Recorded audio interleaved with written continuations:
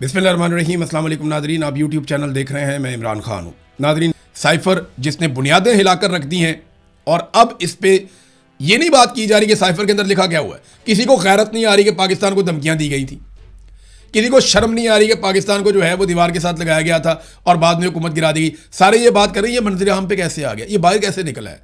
और भाई साइफर बाहर निकलना ज़्यादा बड़ी बात नहीं है, पूरी दुनिया में डॉक्यूमेंट लीक होते हैं। बड़ी बात यह है कि एक खुद मुख्तार मुल्क, एक आज़ाद मुल्क, एक एटमी कुव्वत, उसके ऊपर एक secretary of the state level का छोटा सा आदमी जो है वो डिप्टी सेक्रेटरी था, इस लेवल का आदमी जो है डोनाल्ड लू, वो हुक्म सादर कर रहा है कि अपनी हुकूमत गिरा दो, और यहां पे अपनी हुकूमत गिरा दी गई। असल बात यह है, इसके कंटेंट पे बात होनी चाहिए, इसको पढ़ें और शर्म करें। नाज़रीन, अब देखना यह है कि पाकिस्तान तहरीक इंसाफ इस मौके से फ़ायदा उठा सकती है या नहीं उठा सकती। इमरान खान साहब का वो बयानिया जो कहीं पे अधूरा रह गया था, वहाँ पे अब ये लिंक सारे मुकम्मल हो गए हैं। अब इन पे क्या किया जा सकता है देखते हैं। देखें, हमारे जो जर्नलिस्ट हैं, दानिश्वर हैं, उनकी तवज्जो इस बात पे नहीं है कि पाकिस्तान के साथ ये मौजूदा रजीम क्या कर रहा है।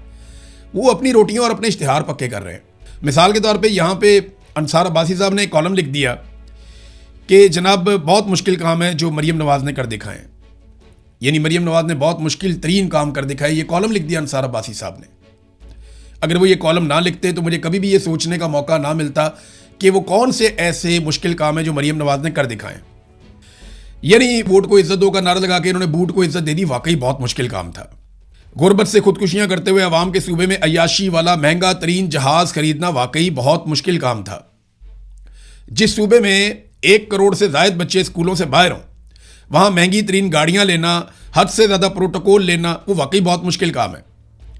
अपने पूरे टब्बर समेत सारा इलेक्शन हार के जाली फॉर्म 47 के ऊपर सीटों पर ढिठाई के साथ कब्जा कर लेना वाकई बहुत मुश्किल काम है।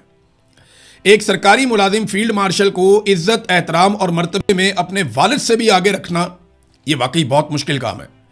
5300 अरब की करप्शन के बावजूद ढिठाई से खोखले दावे करना वाकई बहुत मुश्किल काम है। मावराए अदालत हजारों लोगों को सीसीडी के हाथों कत्ल करवाना भी ये वाकई बहुत मुश्किल काम है, क्योंकि अदालत के जरिए तो ये काम नहीं हो सकता, मावरे अदालत ही करना पड़ेगा, तो मुश्किल काम है। कौम के अरबों रुपए अपनी और अपने बाप की तशहीर में झोंक देना, यह भी वाकई एक बहुत मुश्किल काम है।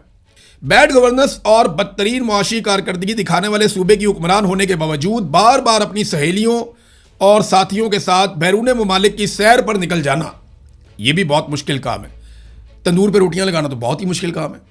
यानी गैर मुल्की दौरे के अंदर कौमी मफाद में, कौम के वसी तर मफाद में तंदूर पे रोटियां लगाना और ब्यूरोक्रेट्स को, इवन चीफ सेक्रेटरी को वो झूठी रोटी खिलाना, ये तो बहुत ही मुश्किल काम है, बहुत मुश्किल काम है। ये काम कोई और नहीं कर सकता था। वाकई अंसार अब्बासी साहब ठीक कहते हैं, बहुत मुश्किल था उस्मान बुज़दार के शुरू किए हुए मंसूबों पर अपनी तख्तियां लगवाना, ये बहुत मुश्किल काम है। चादर और चार दीवारी का तकद्दुस पामाल करना, लोगों के घरों को तोड़ना, खवातीन को सड़कों पर घसीटना, उनको जेलों में भरना, यह बहुत मुश्किल काम है। अपने बहनोई को बाहर से बुलाकर सरकार के अंदर हिस्सा देना, यह भी वाकई बहुत मुश्किल काम है। बहुत सारे मुश्किल काम किए, मैं गिनवाना शुरू करूं तो यह पूरा वीलॉग इन मुश्किल कामों पे ही निकल जाए जो मुश्किल काम मरीम नवाज ने या इस खानदान ने कर दिए हैं।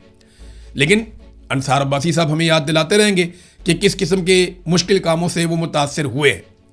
बहरहाल ये हमारी सहाफत का खासा है, और ये एक तरह का आप समझ लें कि दरबारी होने का हमारा एटीट्यूड है कि हमें जो पसंद है ना उसकी सारी चीज़ें ही पसंद हैं, जो नहीं पसंद ना उसकी सारी चीज़ें हमें बुरी लगती हैं।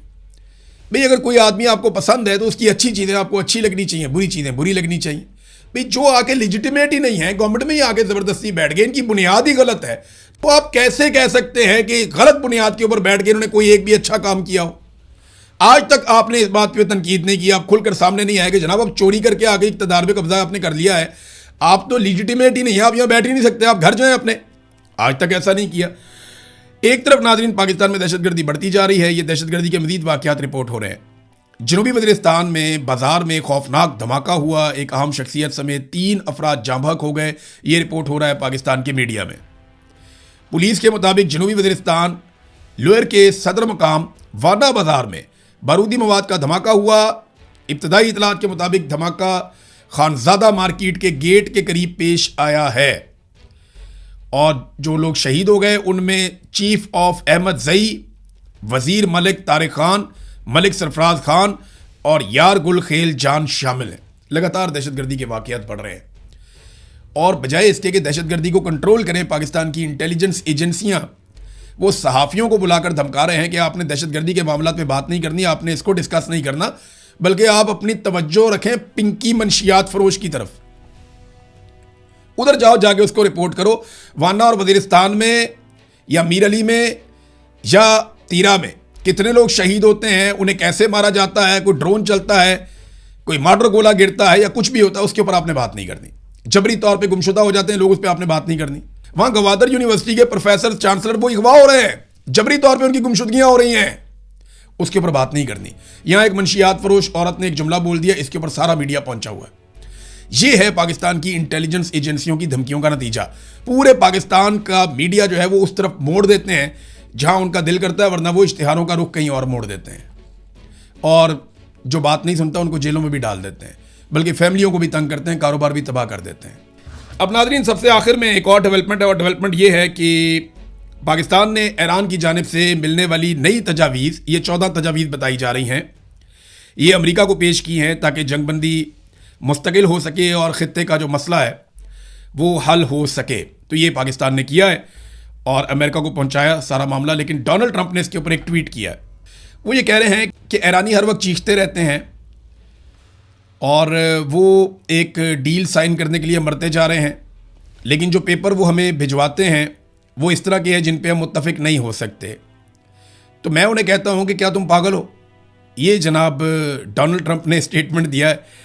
तो डोनाल्ड ट्रंप को अपनी मर्जी की डील नहीं मिल रही और ईरान जो चीज़ें दे रहा है वो डोनाल्ड ट्रंप को उतनी बड़ी फेस सेविंग नहीं दे रही जितना बड़ा डैमेज डोनाल्ड ट्रंप को अमेरिका में हो चुका है। एक और खबर नाज़रीन जाते जाते मैं आपको बताऊं, ये सलमान सफदर साहब हैं, इन्होंने इमरान खान और बुशरा बीबी की अलकादर ट्रस्ट केस में सज़ा के खिलाफ मरकज़ी अपीलों पर दलाइल का आखिरी मौका देने के इस्लामाबाद हाई कोर्ट के चीफ जस्टिस सरफराज डोगर की सरबराही में डिवीज़न बेंच के ऑर्डर को जानिबदाराना मुतअस्सिबाना करार दे दिया है।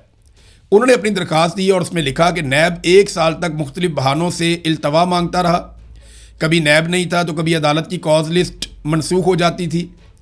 1 साल बाद सज़ा मुअत्तली दरख्वास्तें मुस्तरद कर दी गई। हम उस फैसले के मुतासिरा अपील का हक रखते हैं। वो कहते हैं जनाब कि हम साल हो गया, हम कोशिश कर रहे हैं कि इमरान खान साहब का सज़ा मुअत्तल हो जाए, लेकिन हुआ क्या, अदालत ही नहीं लगती थी।